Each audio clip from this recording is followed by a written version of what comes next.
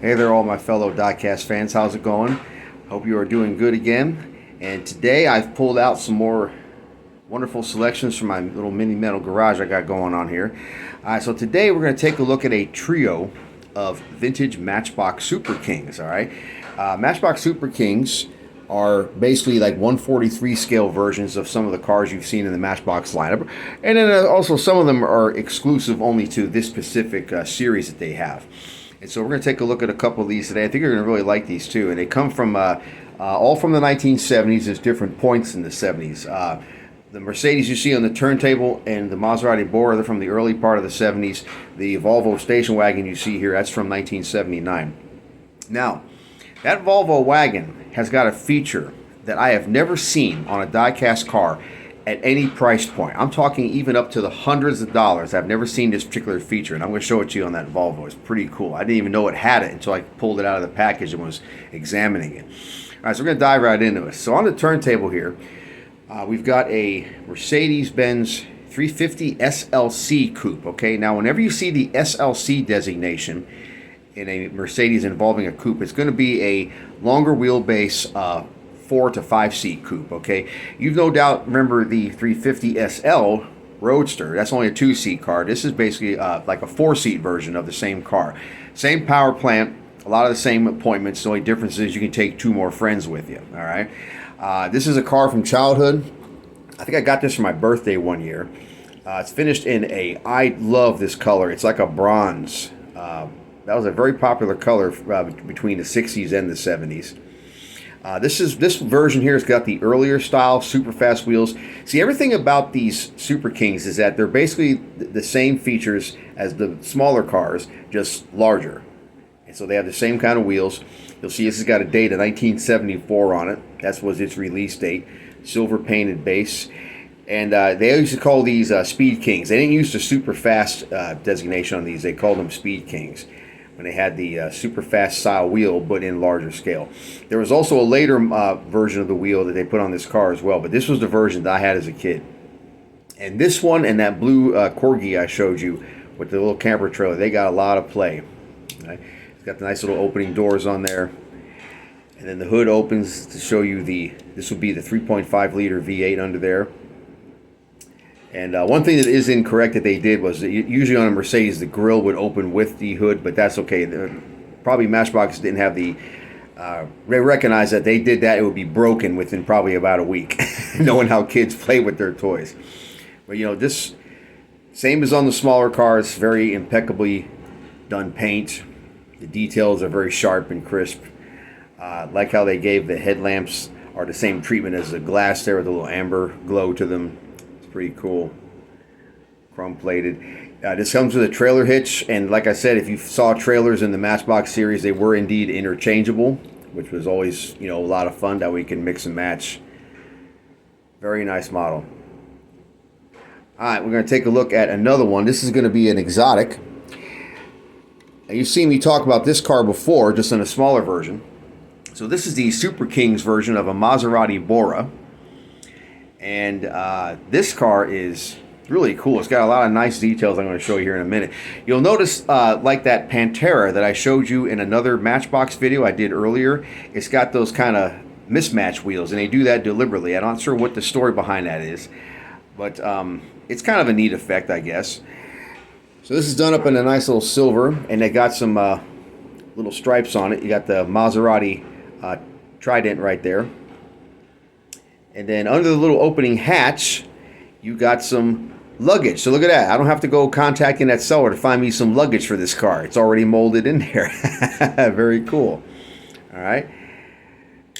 Got another Maserati trident on the hood there. It's got a separately molded black steering wheel. That's a 3-spoke, actually, which I think is correct for a Maserati Bora. You may remember me talking about how the Maserati Bora was the gentleman's supercar, because of the way it sits and the way the doors actuate, your lady can slide in there without creating a scandal with her dress on. Got a mid-engine mounted V8. Pretty powerful for its day, too. I've actually was watching a video of one of these getting started up and idling at one of those collector car outfits on YouTube there. These things sound kind of hairy. I mean, it's really something. It don't sound as good as an American V8, but it sounds pretty cool. You got the tail lamps and the little tail pipes there. Then we have a red painted base, which is really sharp. You may remember that small one I have. It's got a green painted base. So this model's from 1975. Interestingly enough, that's the same year that Pantera came out that I showed you earlier.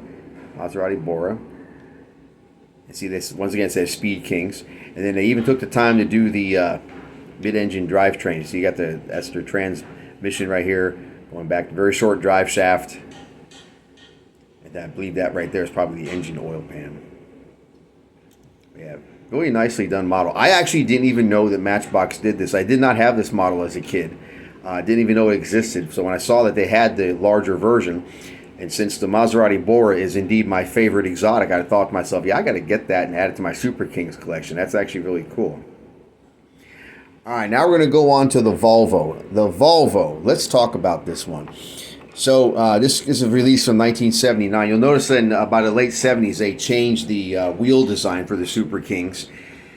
And that would remain true all the way through the 80s and deep into the 90s, believe it or not. I remember still seeing Super Kings sold into the 1990s.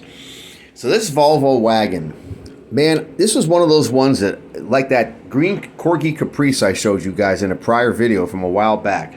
It's one of those ones that I wanted as a kid and never got. It was the one that always got away, and I was so mad.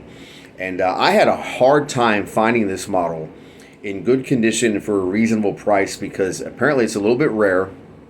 There are a few out there. Most of them are all banged up. This one was actually pretty much fresh from the box. Someone had kept the box in good condition, and they displayed this car in a case. So you can see we got our opening doors and our opening hatch there. This would be a Euro model because you got the wheel on the right-hand side. Very nicely done little interior there. It's got the Euro-style lamps on the front. You remember in these years, this is probably, like I said, this is probably a late 70s 245 DL wagon. We would have had the 4 rectangular headlamps on our version. It also has a trailer hitch. This trailer hitch is a little more effective because it has this little catch on it that keeps the trailer from detaching when you're playing with it as a kid. That was very frustrating to have that style trailer hitch over there. They come off there. It's got a pretty generous little hatch there. I should probably consider getting a set of luggage for this one, right? There you go. And see, this is another nice feature. They took the time to tool in the little, you got the Volvo name on this side and the 245 DL on that side. Or GL. And the opening doors, of course. And then you got the nice little sunroof that they did. I think that's actually, believe it or not, an adhesive sticker. 2 paint blemishes, one right here on the roof, a little smaller one here on the hood, so that's not too bad. Okay, now here's the feature I wanted to talk to you about. I've never seen this on any other diecast car at any price point. Now watch that front bumper. See that? It springs in and out. It's like an impact absorbing bumper. I cannot believe that. I have never seen that feature on a diecast car. That's kind of interesting why Matchbox chose this model. Probably because Volvo was known for their safety. They were that was one of their biggest selling points. So maybe this was Matchbox's way of saying, hey, we recognize that you are a safe car company, so we're going to feature your collapsing bumper in our diecast. That's pretty cool. I've never seen that done before on a diecast car. Really sharp model. Got a lot of nice details that they replicated very well on that car. So there we have it. Ladies and gentlemen, we've got our trio of vintage Super Kings. And, if I get some more in the future, I'll tell you about it. Because right now, I've shown you, at this point, I've shown you all the vintage Super Kings I have.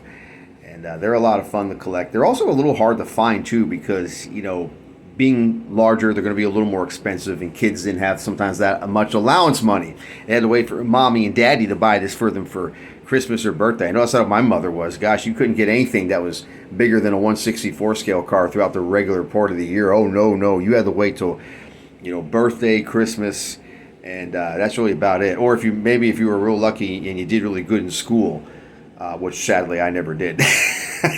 I'm sorry, it's true.